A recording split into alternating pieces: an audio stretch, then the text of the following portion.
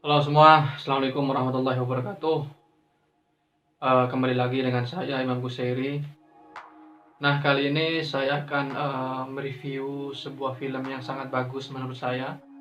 Bagaimana film ini bisa membangkitkan kesadaran kita dalam menggunakan sosial media.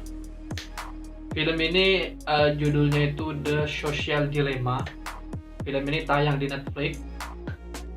Di mana dalam film ini banyak sekali orang yang dulunya itu bekerja di teknologi, di perusahaan teknologi seperti di YouTube, di Instagram, di Facebook, di Pinterest. Mereka itu bercerita bagaimana kita ini dimanipulasi oleh sebuah perusahaan teknologi itu.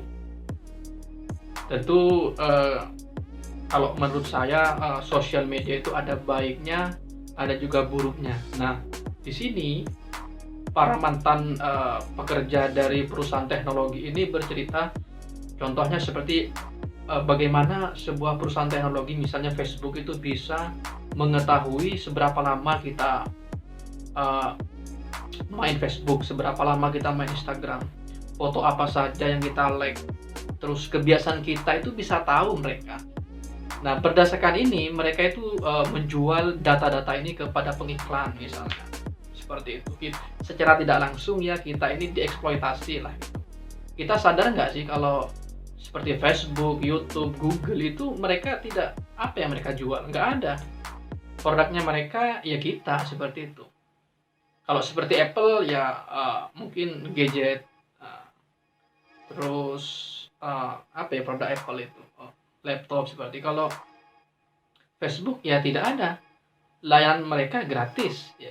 Kita pakai Google gratis, kita pakai YouTube gratis. Nah, dari mana mereka mendapatkan uang? Ya dari iklan. Coba kita memutar video misalnya di YouTube, pasti ada iklannya. Kita scroll beranda di Facebook, ada iklannya. Nah, seperti kalau tidak salah itu Tristan Harris. Nah, Tristan Harris ini mantan pegawai Google. Dia ini bercerita bagaimana kita ini benar-benar dieksploitasi oleh sosial media ini, oleh perusahaan-perusahaan sosial media ini.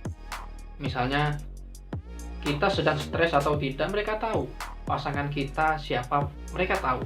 Teman kita, keluarga kita, pihak perusahaan ini tahu gitu loh. Kapan kita ulang tahun, mereka tahu, seperti itu. Ini mungkin dari segi segi etik lah. Kalau kata Tristan Harris itu etik. Terus tetapi film The Social Dilemma ini membahas efek buruknya dari kita sering menggunakan sosial media. Salah satunya candu. Bahkan ada yang bilang sosial media ini seperti narkoba, bisa bikin candu. Terus efeknya lagi tuh stres. Misalnya teman kita kok lebih sukses ya, teman kita lebih cantik, teman kita lebih ganteng misalnya. Terus kita biasa-biasa aja, terus kita melihat postingan mereka, di situ efek buruknya adalah kita itu merasa minder dan lain sebagainya. Terus ada juga efek lainnya itu bullying. Bagaimana kita misalnya mengupload video, ya, terus video kita jelek ya kan, foto kita nggak ada yang nge-like, bahkan ada yang disitulah mereka ngebully seperti itu. Babi lah ya kan, yang terbaru anjing lah, anjay lah misalnya seperti itu. Terus yang paling parah ini bagaimana anak-anak itu bisa melihat video-video kekerasan dan lain sebagainya. Itu sosiologi anak-anak itu katanya terkena ya kan.